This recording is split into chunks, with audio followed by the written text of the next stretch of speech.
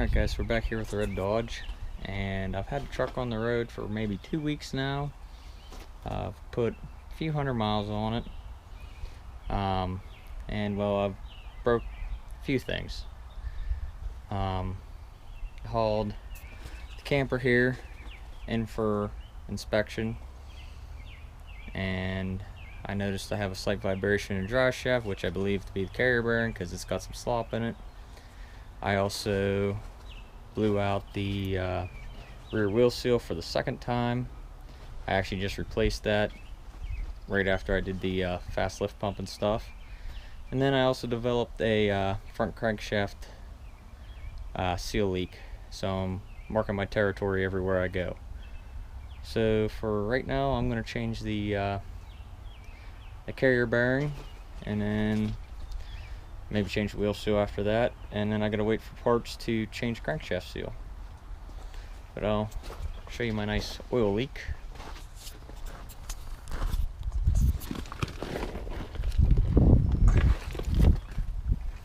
So everything is soaking wet on the oil pan, and then down everything's nice and black from all the oil, which is nice because living in a salt belt, that definitely keeps everything undercoated.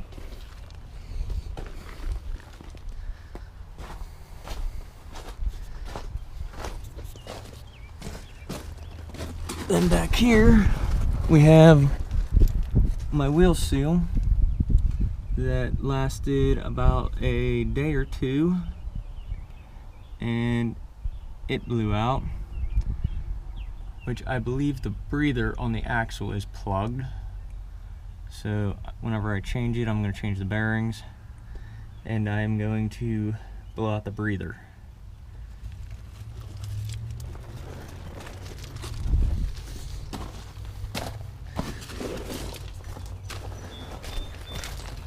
And then we have the carrier bearing underneath here, which it's slopping around some, so it's vibrating and stuff, so I'm just going to change it out, put a new one in, see if that takes care of a problem, because the U-joints all seem tight. So I got it wheel chucked, got it out of gear. I'm going to take the drive shaft off. Alright guys, so I did lie to you. When I got my drive shaft off, I checked it over again, and I found that this front U-joint is rather sloppy, and that it's starting to show rust at the one cap. So I am going ahead and changing both the front and the rear U-joint. I ran to the auto parts and got both of them, so I'm going to change those too, and then I'm going to go finish taking that carrier bearing off. Sorry for all the noise, it's the AC unit, but I'm going to go ahead and change them U-joints and I'll get back to you. Alright, so these little snap rings, they're being a little stubborn, so soaking them down a little bit with some WD-40. Letting them soak for a little bit, and then just wiping a little excess out of there so that when I hit it with the hammer and a punch, it doesn't splash me. Now when I hit them, I hit it on the small one and the big tab, just get them loosened up.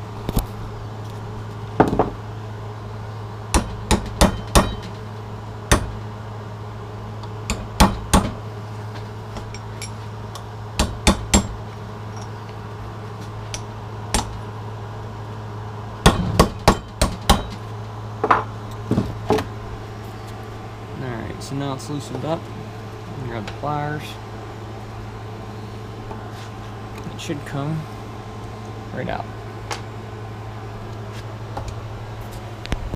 Alright guys, I got all the clips out, but something I did want to show you guys. See, I mark the drive shafts before I take them apart on both ends, so that I can put them back together in the same place. I also mark it when I take it off the truck. Just try to keep it all balanced. Some people don't, some people do. I mean, I don't know which way is the best. I just was always taught to keep them balanced. Alright, so I finally got it apart, got it cleaned up so that it'll slide together easier. Make sure my marks are still on the pieces. Here was the bad U-joint. I don't know if you see it in the picture, but this here is rusted. So that was the main reason I was changing them. Because it was all sloppy and rust coming out of it, so I figured it's been lacking grease for a little while.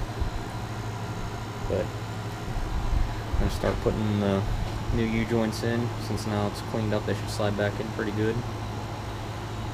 I did not have a press, like a tiger tool or a regular press. I just obviously used a hammer to get them out, which isn't as easy on the pieces as I'd like, but it's the best way to get them out when you don't have the proper tools. So, yep, get them put in and go from there. Alright guys, one thing I want to tell you, if you've never done U-joints before, make sure when you're putting them back together, you watch where you put your grease fitting. You don't want to put it where you can't get into it. Another thing, when you're tearing these caps off, kind of twist them, because there is little pins inside, and you don't want to knock them over or anything. Kind of twist them to get them back on too, because if you knock one over, good luck. You gotta lay them all back flat. You'll have a fight with them and fight with them and fighting with them, and you'll end up ruining a U-joint. So exactly what I told you guys not to do happened to me. The pins fell over inside the cap as I was putting it back together, and I realized it when it was, I don't know, 1/8 of an inch in. Problem is, getting the cap back out's a pain in the butt.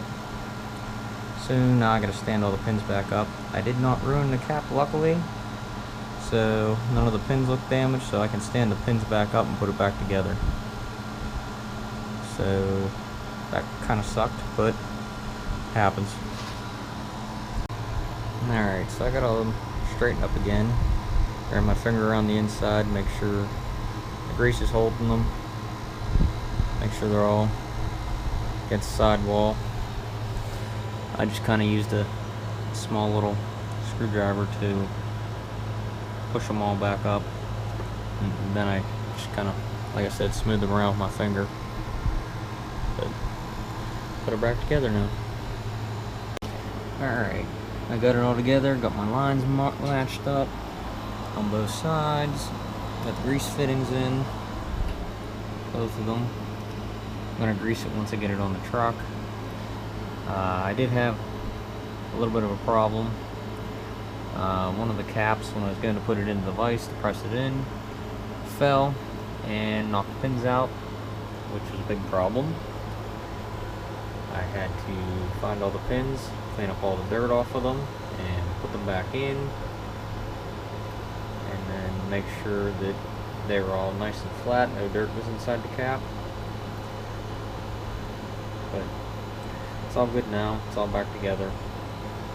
So I'm going to go finish taking the carrier bearing off, then dry shaft's ready to go back in. Alright, so I got the carrier bearing unbolted.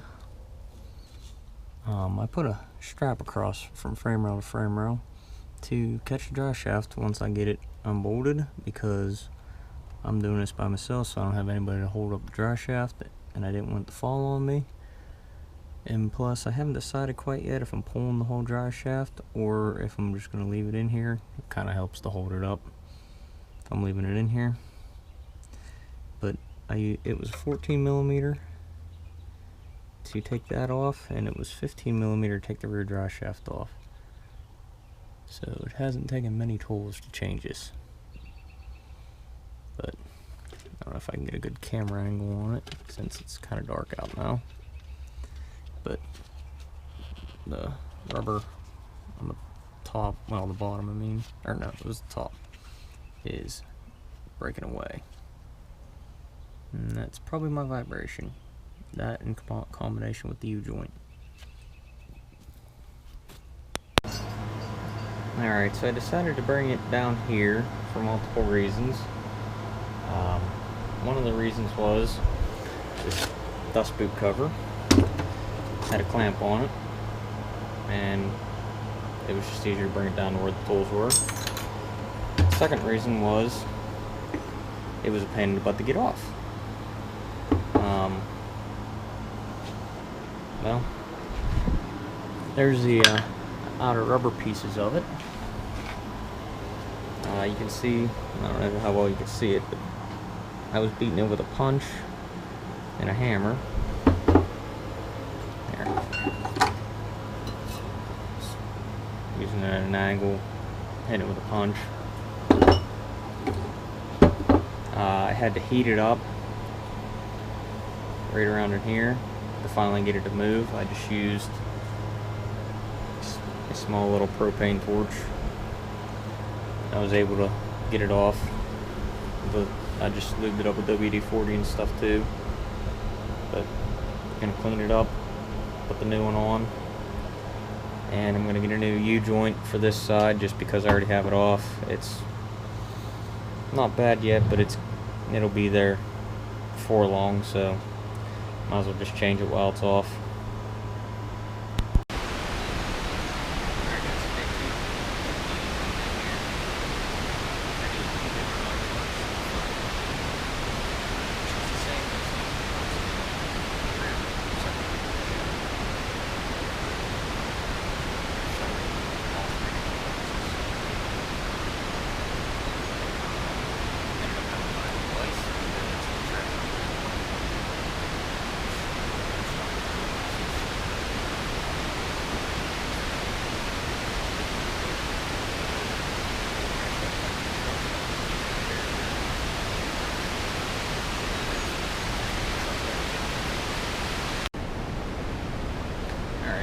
Carrier bearings on, spins pretty freely.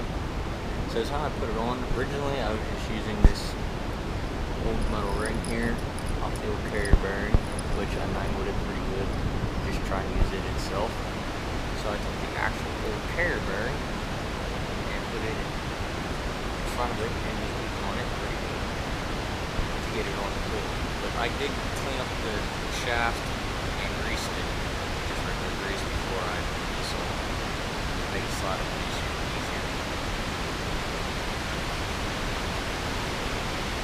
I would not suggest getting in front of this. The bearing. Alright guys, so the carrier bearing's back in, drive shaft's all back in.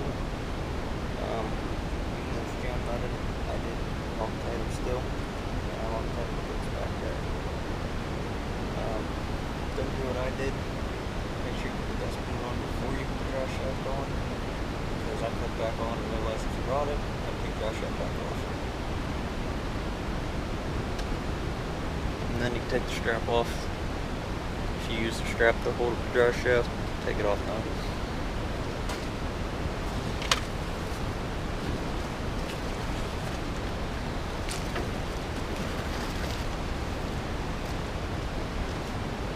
In now, check the oil, take out my fifth wheel hitch, put the gooseneck hitch in, hook up to the gooseneck, take it in for inspection, see if it vibrates at all the way down the road, make sure I got it fixed.